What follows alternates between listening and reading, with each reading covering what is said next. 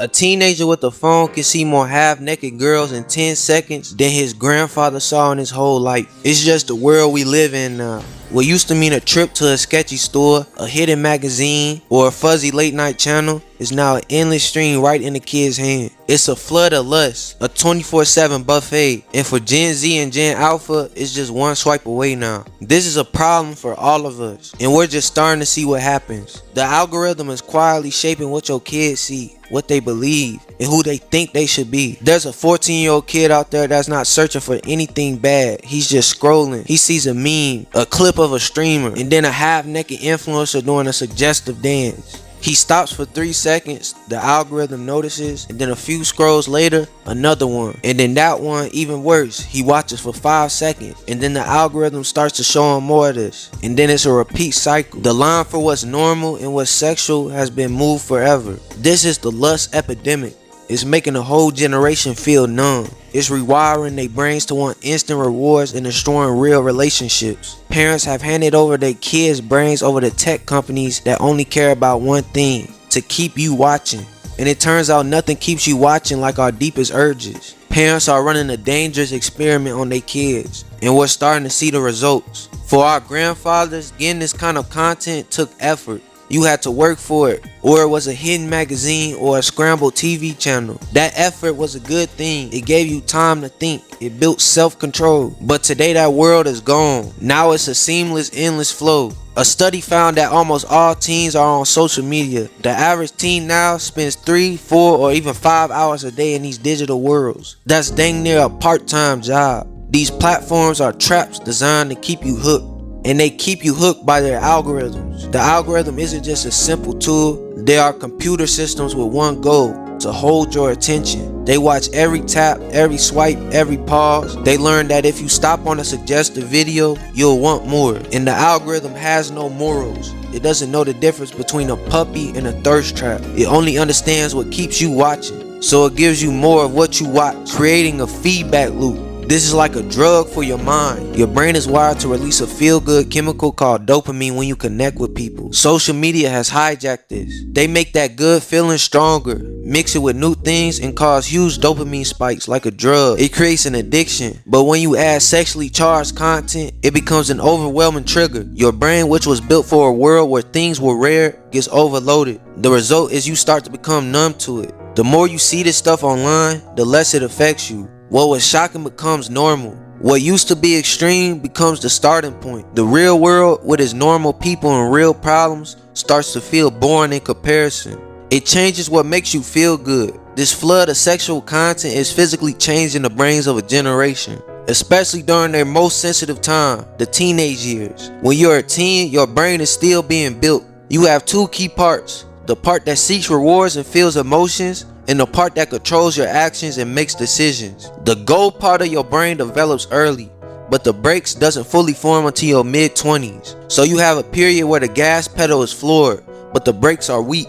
Now throw the algorithm's flood of lust into that. Social media is like a digital slot machine, giving you random rewards that keeps your brain's feel-good chemicals firing. This builds an addiction. Your brain tries to balance itself by becoming less sensitive. This makes it harder and harder to feel pleasure from normal, everyday things. When you mix this with lust, the effects get stronger. Your brain gets trained to expect new and intense things that real life can never match. Researchers have shown this can make you less interested in a real life partner. Your brain, used to the perfect extreme stuff online, starts to find reality boring. Brain scans show this can cause real changes to your brain. It hurts your ability to make good decisions and makes you more emotional. The part of your brain that should say stop is weakened, while the part that screams more is overstimulated. Every generation has its problems, but Gen Z got a bad deal. They are the digital test subjects. The first generation to go through their teens with an iPad, tablet, or a smartphone in their hand.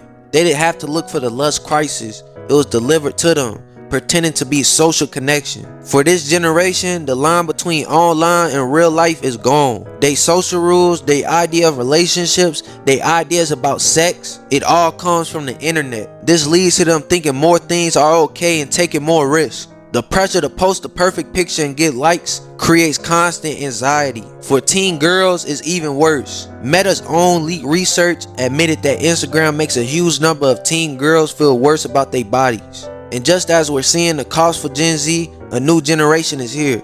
Gen Alpha. If Gen Z were the test subjects, Gen Alpha are the ones born inside the cage. They are the iPad kids, the toddlers you keep quiet with a screen. Their digital life started before they could walk. They are growing up in a world where technology is not a tool, it's their entire world. So the lust is going to hit this generation harder than any before. They'll be exposed to this stuff at an even younger age, before they can think for themselves. The normalization of porn and relationships where you just use people will be their reality.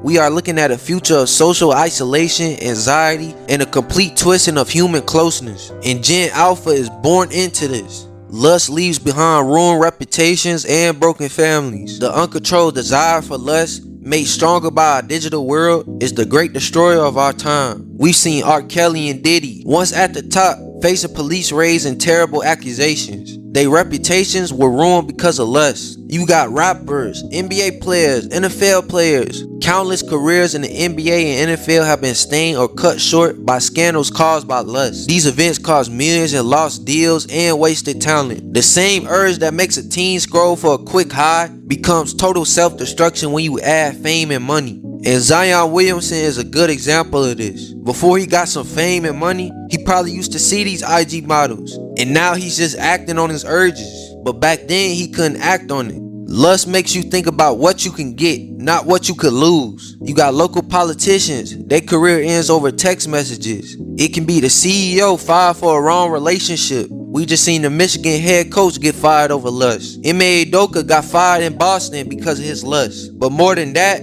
it's the millions of regular guys whose lives are quietly falling apart. There's a wave of divorces caused by porn addiction, where a man can't connect with his real life because he's been numbed by the screen. There's a man that deleted his whole family because he couldn't stop spending money on cam girls. And he ended up spending over $200,000 on one cam girl. And when his rich father told him to stop, he ended up deleting him and the whole family. Brent Amato was so obsessed with this woman, after leaving the house that contained the 3 dead bodies of his family, the defendant goes to a nearby Publix parking lot, logs onto their Wi-Fi, and uses his dead brother's USA checking account to pay $599.99 to get onto Sylvie's website. We, the jury, find the defendant guilty of first-degree premeditated murder. The sexual marketplace is a brutal place where people use each other. Relationships are treated like products to be used and thrown away.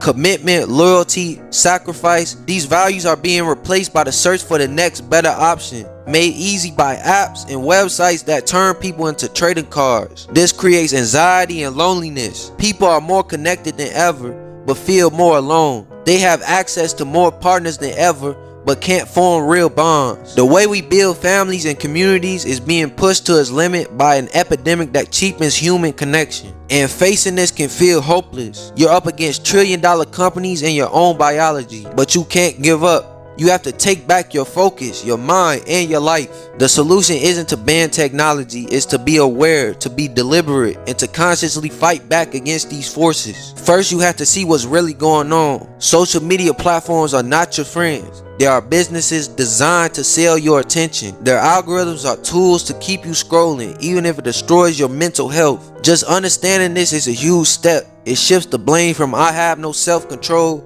to I am being manipulated.